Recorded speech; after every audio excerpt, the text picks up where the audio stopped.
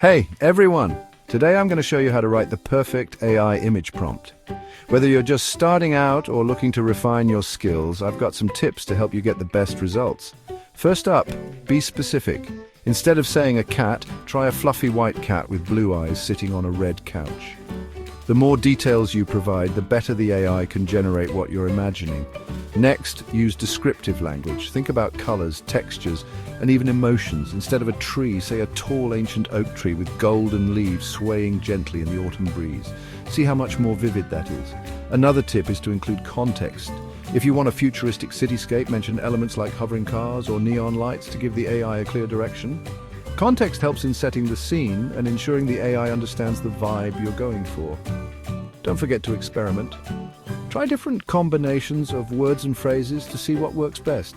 Sometimes a little tweak can make a big difference. Lastly, keep it simple. Avoid overly complex sentences that might confuse the AI.